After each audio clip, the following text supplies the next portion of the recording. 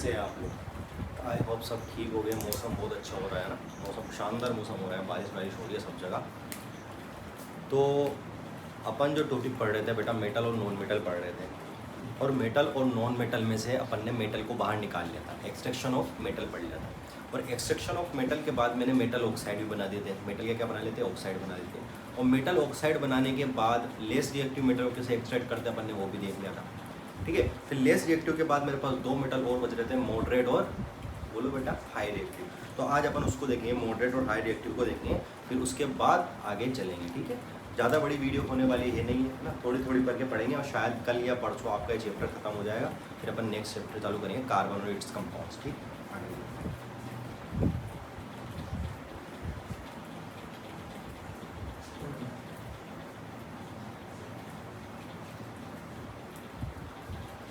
डालो topic extraction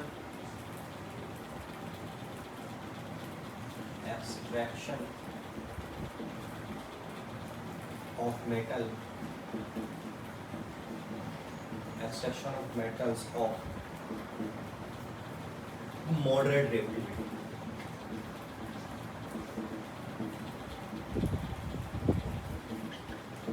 या moderate reactive है ना, मॉडरेट रिएक्टिव वाले कौन से थे फिर वही बताओ। अगर मैं बोलूँ K2O, Na2O, CaO, MgO, Al2O3, या बोलूँ ZnO, या बोलूँ Fe2O3, या बोलूँ SnO2। तो ये क्या था? अपन ने कल भी देखा था, अपन ने आज भी देख रहे है ना। अगर मैं बात करूँ किसके, हाई रिएक्टिव, हाई रिएक्टिव वाले कौन से थे बेटा? सोडियम और पोटेशियम वाले हाई रिएक्टिव वाले थे। और हाई रिएक्टिव क्या होते हैं? ऑक्सीजन के साथ हाईली स्ट्रॉन्ग बॉन्ड बनाते हैं। तो ये क्या थे? हाईली स्ट्रॉन्ग बॉन्ड, जिसको बोल सकते हैं स्ट्रॉन्ग बॉन्ड। पहले भी लिखाया था, 2 बार 3 बार लिखोगे आपको भी याद हो जाएगा। फिर उसके बाद ये वाले Fe तक क्या थे बेटा? अगर कल अपन ने शायद कल मैंने यहाँ Zn तक पढ़ता था, उसको Fe तक कर लेना बेटा। Fe तक थे, ये थे बेटा कौन से? मॉडरेट है तो मॉडरेट बॉन्ड है। यहाँ कौन सा बॉन्ड है? Moderate, moderate bond. और अपन ये वाला पढ़ चुके हैं, कौन सा वाला पढ़ चुके हैं अपन? ये वाला पढ़ चुके हैं। यहाँ पर क्या थे? ये स्ट्रॉन्ग बॉन्ड थे। ये कौन सा था? Weak bond. ठीक, तो जिसका स्ट्रॉन्ग बॉन्ड होगा बेटा वो क्या होंगे? High reactive. क्या होंगे? High reactive. ये वापस देखा है, जिसका मॉडरेट बॉन्ड होगा कौन सा होगा? Moderate reactive. और यही पढ़ना है मेरे को। और जिसका वीक बॉन्ड होगा उसको क्या बोलेंगे? Less reactive. ये वाली बात अपन ने सारी कर ली। अब मॉडरेट रिएक्टिव में क्या होता है भाई, वो देख लेते हैं एक बार, है ना। एक बार मॉडरेट रिएक्टिव में क्या होता है वो देख लेते। सॉरी, आपके सिलेबस में मेरे ख्याल से इसका इतना ज़्यादा एक्सप्लेनेशन नहीं दे रखा है, तो अपन कंपटीशन पॉइंट ऑफ व्यू से पढ़ रहे हैं इसको ना, कंपटीशन पॉइंट ऑफ व्यू से पढ़ रहे हैं, इतना ज़्यादा नहीं दे रखा है आपके। ठीक है, इधर देखो, अगर मैं मॉडरेट की बात करूँ तो लिखो, यहाँ पर लिखना carbon, carbon is A stronger reducing agent, reducing agent than carbon monoxide।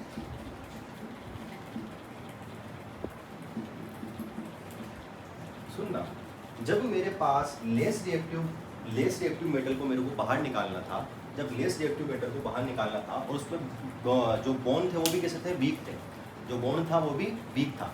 तो लेस रिएक्टिव को मैंने बाहर निकालने के लिए मैंने कार्बन मोनोऑक्साइड से उसकी रिएक्शन करवाई थी। याद करो लेस रिएक्टिव में मैंने क्या किया था? जैसे कि मान लो SnO2 प्लस कार्बन मोनोऑक्साइड किया था, नहीं किया था? ये किया था, नहीं किया था? तो SN बाहर हो गई थी, किया था ना बेटा? ये CO2 में चेंज हो गया था और SN मेरे को बाहर मिल गई थी। कैसे हुआ था? Extraction of less reactive metal. तो बेटा कार्बन मोनोऑक्साइड का यूज़ किसमें किया था? मैंने लेस रिएक्टिव में किया था। और वहाँ भी क्या कर रहे थे अपन? रिडक्शन।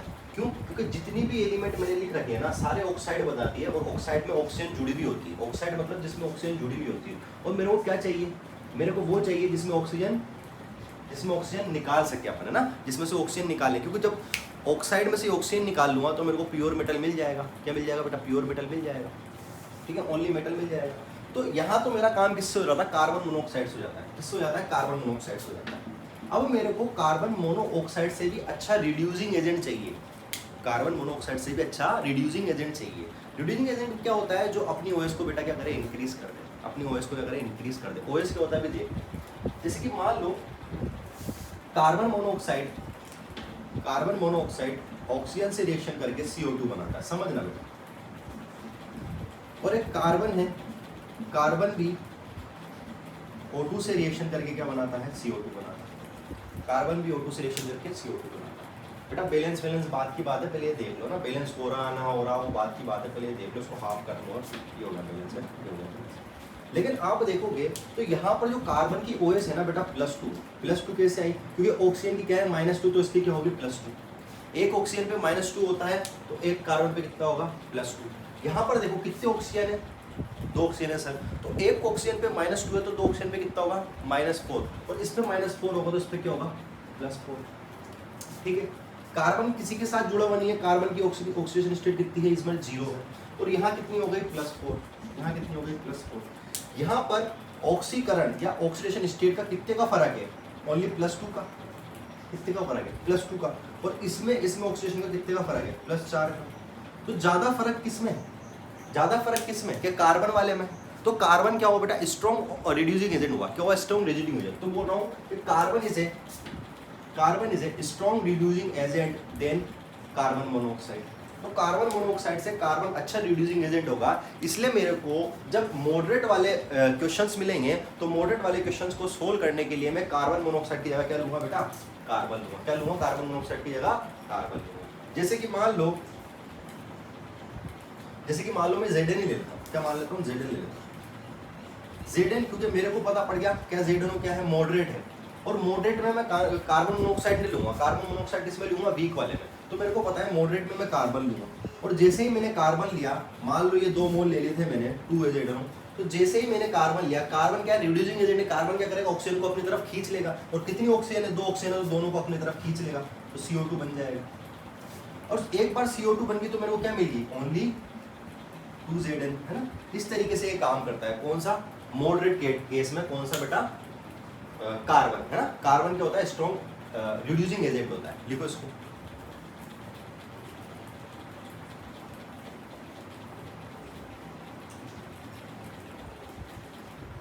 चलो बेटा एक और कर लेते हैं।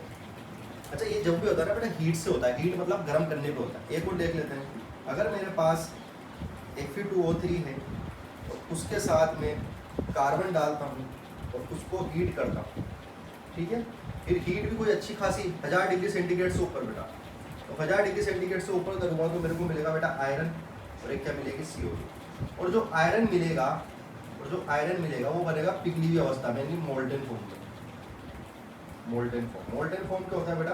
पिघली हुई अवस्था में, है ना। इसको लिखो। फिर एक रिएक्शन और लिखानी है मेरे को, Fe की और Al2O3 की, है ना, दोनों की एक साथ। लिखो बेटा फटाफट, 5 मिनट का टाइम।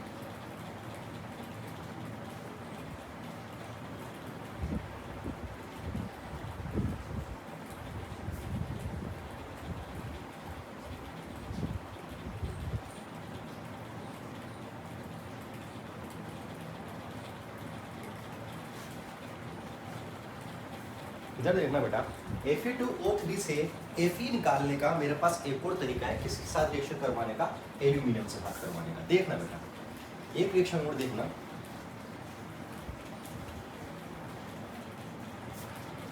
अगर मैं बेटा क्या लेता हूँ, Fe2O3 लेता हूँ, Fe2O3, यही तरीका है बेटा ना इसका दूसरा वाला तरीका, और उसमें क्या डाल देता हूँ बेटा, एल्यूमिनियम डाल देता हूँ। क्या डाल देता हूँ, aluminium.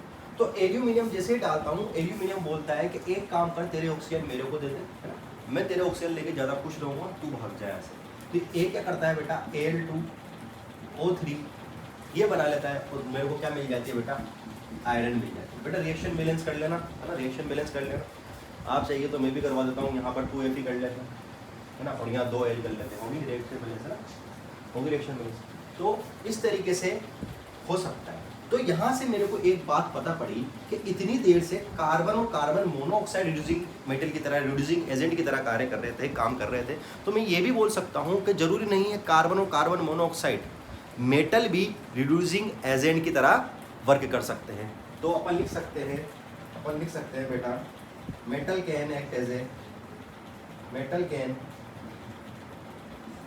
metals can act as a reducing agent।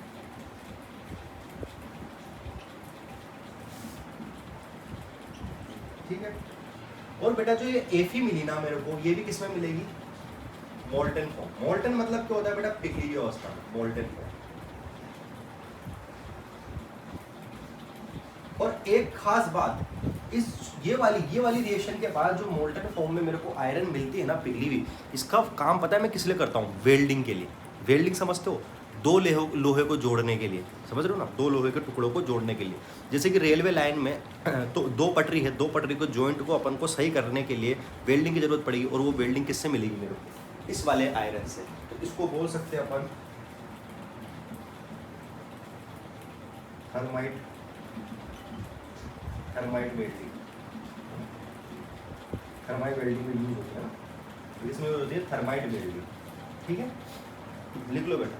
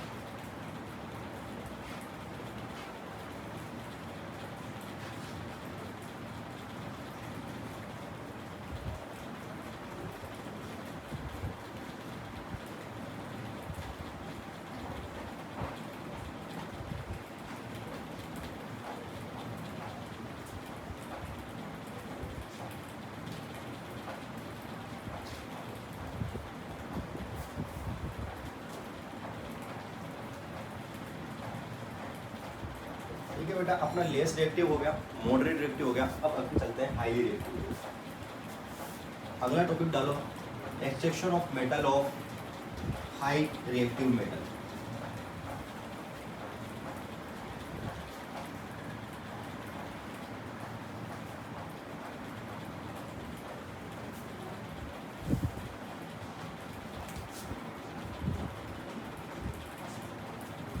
High reactive जो मेटल होता है उससे कैसे एक्सट्रैक्शन करते हैं वो देखते हैं। डालो हेडिंग, डालो नई हेडिंग डालो।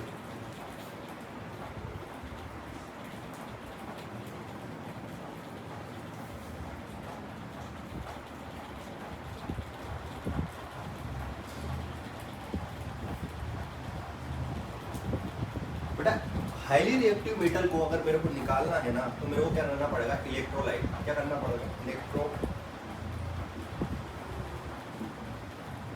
है ना। कौन सी प्रोसेस करनी पड़ेगी, इलेक्ट्रोलाइटिक। इलेक्ट्रो मतलब होता है बेटा, इलेक्ट्रो मतलब होता है करंट। क्या होता है, करंट। और लाइटिक मतलब होता है तोड़ना। क्या करना, तोड़ना या ब्रेक करना, है ना, तोड़ना। तो करंट की सहायता से इनको तोड़ना क्या होता है, इलेक्ट्रोलाइटिक होता है। करंट की सहायता से इनको तोड़ना। तो मैं क्या करता हूँ, इलेक्ट्रोलाइटिक लेता हूँ, इलेक्ट्रोलाइटिक लाइटिक लेता हूँ और इलेक्ट्रोलाइटिक करके इसको क्या करता हूँ, कोई भी एक कंपाउंड, इन दोनों में से कोई भी कंपाउंड लेता हूँ और इनको क्या करता हूँ बेटा, करंट देता हूँ। और करंट देते ही क्या हो जाते हैं, रिड्यूस हो जाते हैं। क्या हो जाते हैं, रिड्यूस। इनका क्या हो जाता है, रिडक्शन हो जाता है। क्या हो जाता है, रिडक्शन। रिडक्शन मतलब ऑक्सीजन इसमें से निकल जाती है। और एक बार इसमें से रिडक्शन हो जाता है, एक बार इसमें से रिडक्शन हो जाता है, तो फिर इसको क्या बोलते हैं बेटा, इलेक्ट्रोलाइटिक रिडक्शन।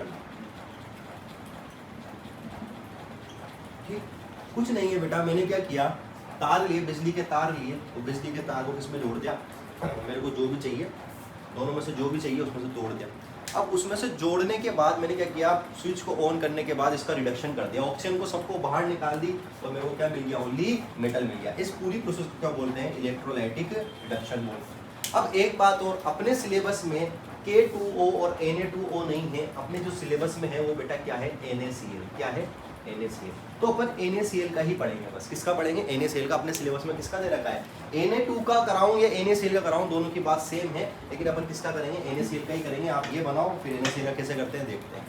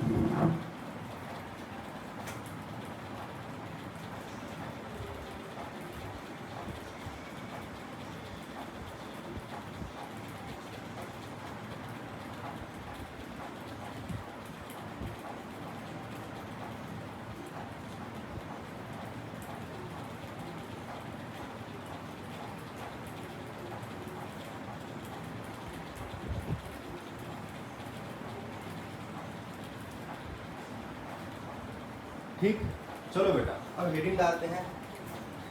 क्या करना है मेरे को, इलेक्ट्रोलाइटिक करना है, किसका करना है, NaCl का।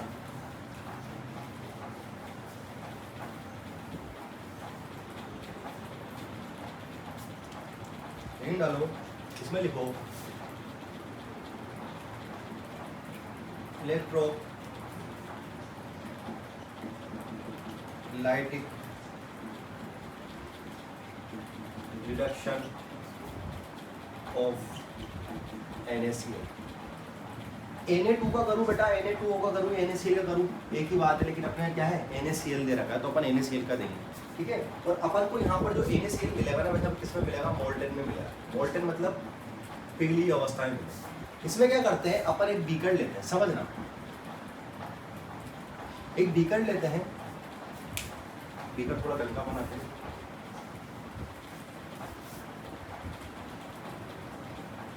ध्यान से समझने की कोशिश करें। एक बीकर लेते हैं,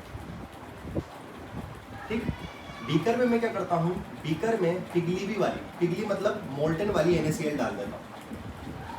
क्या डाल दिया मैंने इसमें, ये जो डॉट है क्या है, मोल्टन NaCl।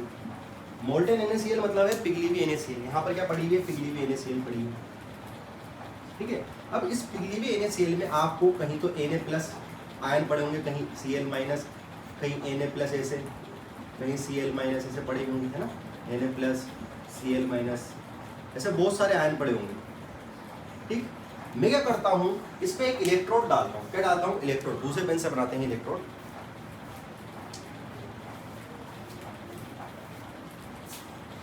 ऐसे इलेक्ट्रोड लगाता हूँ,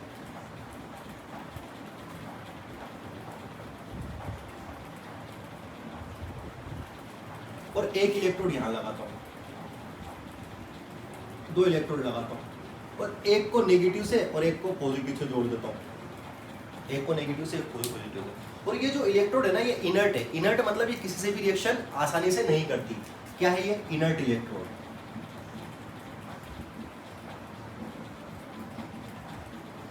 ये भी क्या है, इनर्ट इलेक्ट्रोड।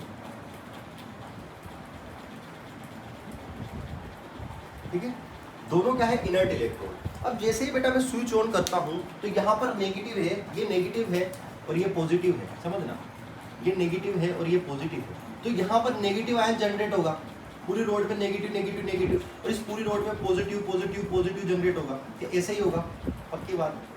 अब होता क्या है बेटा, Na क्या होता है, पॉजिटिव होता है, और Na पॉजिटिव होने की वजह से क्या करेगा, इस पे आके चिपक जाएगा, जितने भी Na होंगे सब इस पे आके चिपक जाएंगे, क्योंकि इसमें नेगेटिव चार्ज है और नेगेटिव पॉजिटिव क्या करता है, अट्रैक्ट करता है।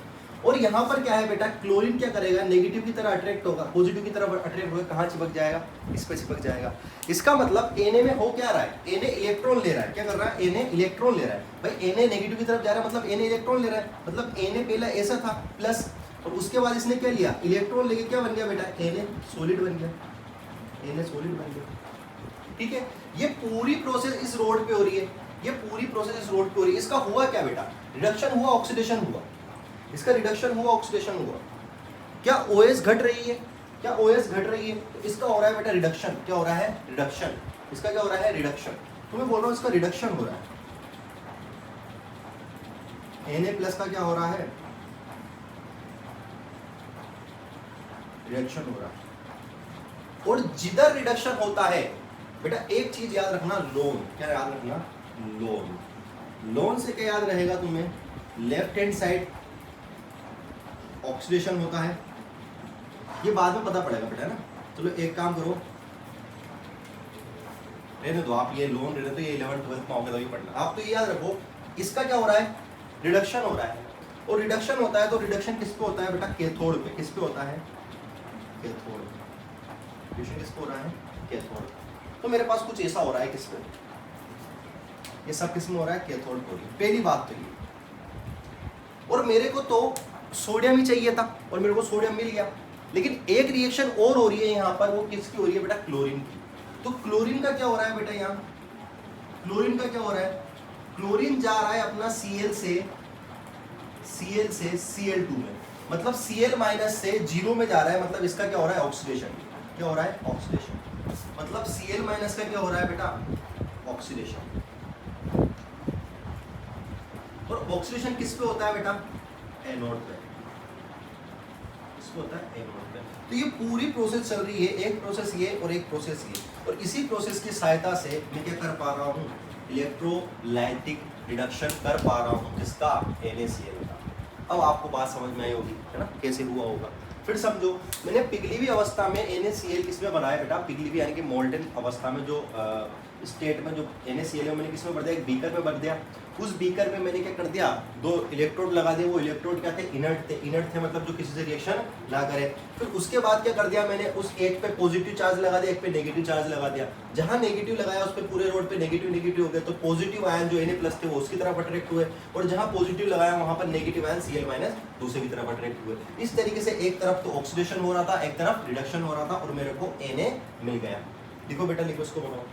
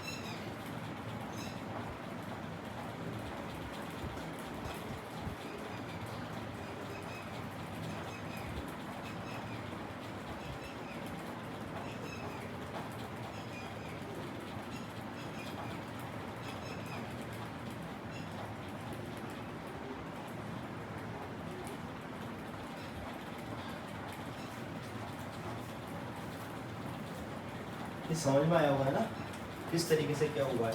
तो अपन ने तीनों का एक्सट्रैक्शन कैसे करते हैं वो देख लिया। वीक का किससे करा था अपन ने, कार्बन मोनोऑक्साइड से। मॉडरेट किससे करा था, कार्बन से। और Fe2Cl का किससे करा था, Al से भी करा था कार्बन के साथ साथ। और हाईली रिएक्टिव का किससे कराया अपन ने, इलेक्ट्रोलाइटिक रिडक्शन से। तो ये तीनों के तीनों अपने हो चुके हैं। अब थोड़ा सा आगे चलते हैं।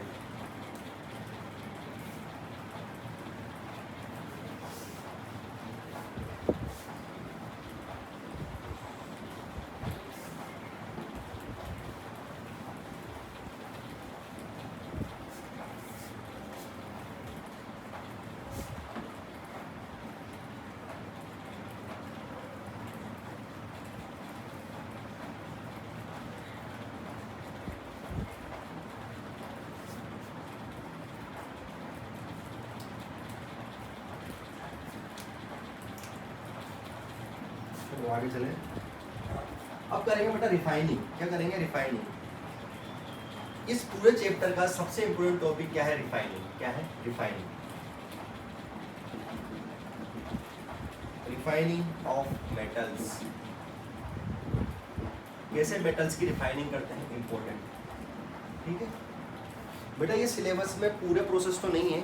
अपना जो सिलेबस में जो प्रोसेस है उसके अलावा भी अपन सारे प्रोसेस पढ़ेंगे। ठीक है, तो रिफाइनिंग में लिखो द प्रोसेस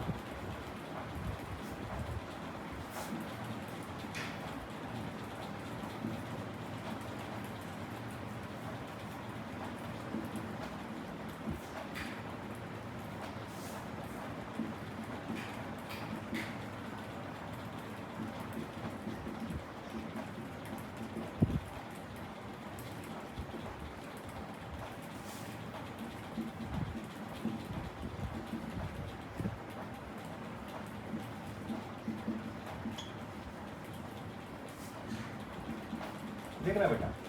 रिफाइनिंग सबसे पहली बात है, जो रिफाइनिंग है ना बेटा, ओनली मेटल पे डिपेंड नहीं करती। मेटल के साथ साथ, मेटल के कहाँ लिख रहा है, depend upon nature of metal. Metal के नेचर के साथ साथ इम्प्योरिटी के नेचर पे भी डिपेंड करती है बेटा। किस किस के, मेटल के नेचर के साथ साथ इम्प्योरिटी के मेटल नेचर पे भी डिपेंड करती है। और ये कितने टाइप के होते हैं बेटा, ये कुछ 4 टाइप के होते हैं। कौन कौन से, पहला लिक्विफिकेशन,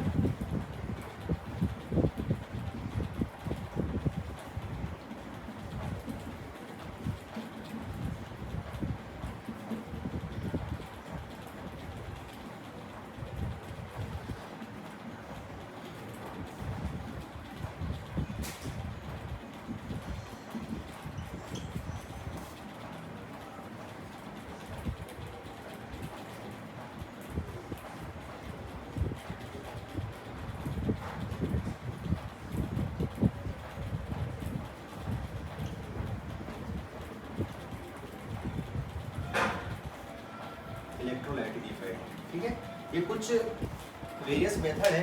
और उस वेरियस मेथड में जो अपने सिलेबस में है ना, वो गोटा कौन सा है, ये वाला अपना सिलेबस में है। तो ये तो अपन को पढ़ना है। बाकी सब का थोड़ा थोड़ा इंट्रोडक्शन दे रखा है, तो बाकी सब भी पढ़ना है, कोई दिक्कत वाली बात नहीं। और ये बेटा मोस्ट इम्पोर्टेंट है, कहाँ से क्वेश्चन आ सकता है। ठीक है, लिखो इसको।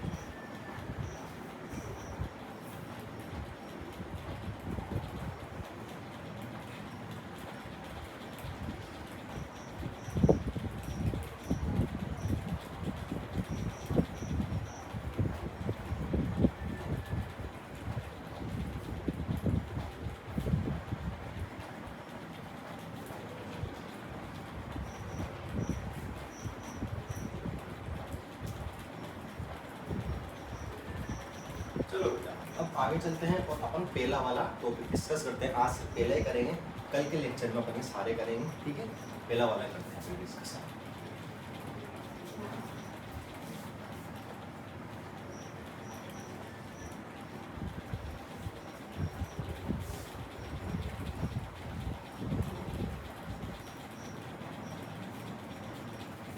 कल ये चैप्टर खत्म हो जाएगा बेटा आपका, और कल चैप्टर खत्म होने के बाद परसों अपन कौन से कार्बन है इट्स कंपाउंड चालू करेंगे ना। कल तो अपन ये चैप्टर खत्म कर देंगे, कोई दिक्कत वाली बात नहीं, ठीक।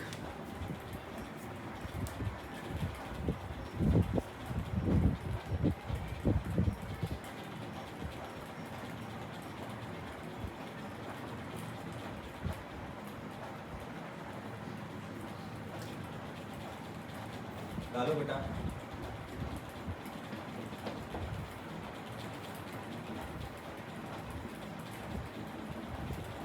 इसका मतलब है अपन पिघलाएंगे चीज़ों को, है ना, पिघलाएंगे मतलब एक कोई सर्टन टेम्परेचर लेंगे। जैसे कि मान लो अपन के पास एक मेटल है और एक इम्प्योरिटी है, ठीक है। अब मैं क्या जानता हूँ कि जो मेटल होगा ना वो 100 डिग्री सेंटीग्रेड पे पिघल जाएगा, जबकि जो उसकी इम्प्योरिटी है ना वो 100 डिग्री सेंटीग्रेड पे नहीं पिघलेगी, ठीक है। मान लो क्या मतलब है, देखो इसका, जैसे कि ऐसी कोई भट्टी रहती है, समझना, ऐसी कोई भट्टी रहती है और यहाँ पर क्या करते हैं, जैसे मतलब जैसे जाली टाइप लगा देते हैं, ठीक है। और यहाँ पर मैं जो मेटल निकालना है उसको डाल देता हूँ, जो मेटल निकालना है उसको डाल देता हूँ। अब मेटल के साथ इम्प्योरिटी भी है और यहाँ पर मैं टेम्परेचर बढ़ाता हूँ और मान लो 100 डिग्री सेंटीग्रेड पर, 100 डिग्री सेंटीग्रेड पर मेटल जो होता है वो पिघलना शुरू कर देता है, जबकि इम्प्योरिटी पिघलती नहीं है। तो जो मेटल होता है ना वो मेटल यहाँ से पिघल के यहाँ पर आके इकट्ठा हो जाता है और वो मेटल को अलग कर जाता है। बस इतना सा प्रोसेस है ना, और कुछ भी नहीं है इसमें, ज़्यादा समझने की जरूरत नहीं है, इतना सा प्रोसेस है और ये अपने सिलेबस में भी नहीं है, ठीक। तो बस अपन तो क्या है, कंपटीशन एग्जाम की पॉइंट ऑफ व्यू से देख रहे हैं, क्योंकि 12th क्लास में पहले हुआ करता था और अभी भी जेई एडवांस में है। जेई मेंस और नीट में तो अभी भी हटा दिया है इसको ना, तो ओनली जेई एडवांस में है। तो थोड़ा सा दे रखा है पैटर्न, लिख लेते हैं एक बार कंपटीशन पॉइंट ऑफ व्यू से। इसमें देखो पहला point, based on melting point difference, किस पे बेस्ड है बेटा, मेल्टिंग पॉइंट के डिफरेंस पे बेस्ड है सबसे पहले, है ना। दूसरा पॉइंट लिखो, when the melting point of the metal lower than the impurity,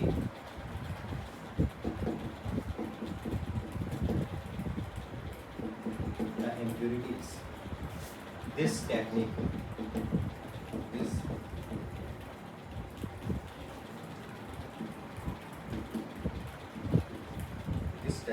is used. This technique is used. Third point, low melting point. MP मतलब क्या बेटा यहाँ पर, melting point. Low melting point metal such as smith, HG, tin, PB, ETC are refined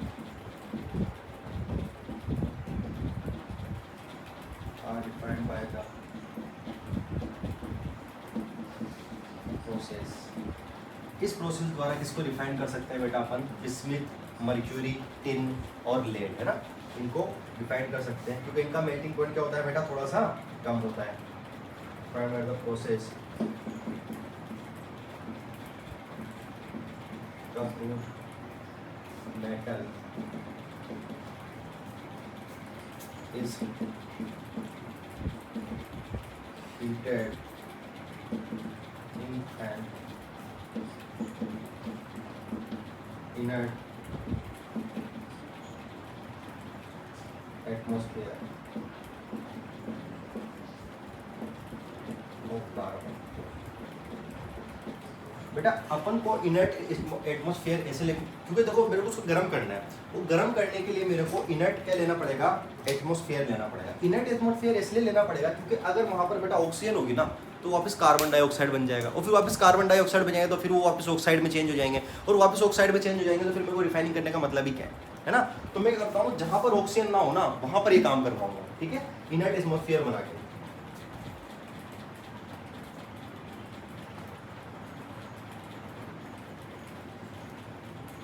inert atmosphere of carbon monoxide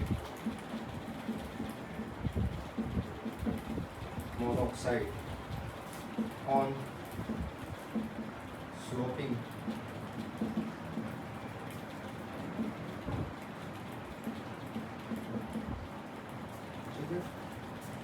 point number 4 last point है, the metal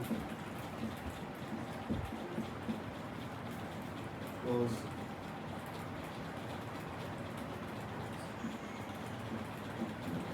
down the earth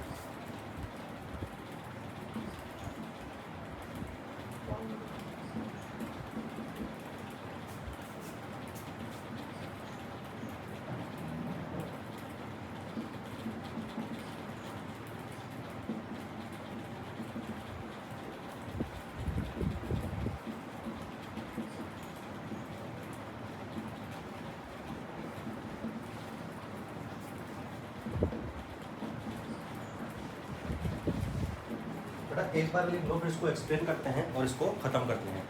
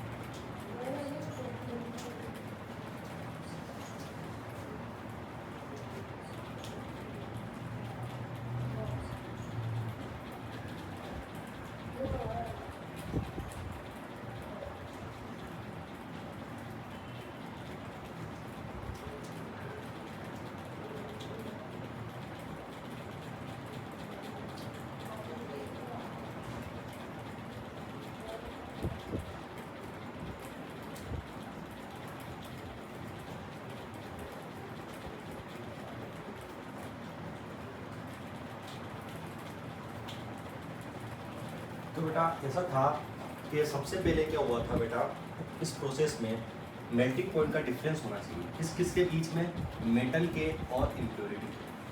और ये कुछ ऐसा स्लोपिंग सरफेस होता है, sloping surface होगा तो जो मेटल पिघलेगा, मेटल पिघलेगा नीचे आ जाएगा और फिर इसको इकट्ठा कर लूँगा, बस यही है और कुछ भी नहीं है। और मेन प्यूब पॉइंट, दूसरा पॉइंट देखिए, इनर्ट एटमॉस्फेयर लेना पड़ेगा मेरे को, है ना, इनर्ट एटमॉस्फेयर लेना पड़ेगा कार्बन मोनोऑक्साइड का, ताकि कार्बन मोनोऑक्साइड आगे कार्बन डाइऑक्साइड में चेंज ना हो जाए, ठीक है ना, बस यही है जो है, ठीक है। आई होप बेटा समझ में आया होगा। इसके बाद अपन को अगले पॉइंट पे चलना है और अगला पॉइंट बेटा कल करेंगे और ये चैप्टर को कल ख़त्म कर देंगे अपन, ठीक है। तब तक के लिए पढ़ते रहिए, मुस्कुराते रहिए और नोट्स पूरे होने चाहिए, ठीक है बेटा। Tata bye bye.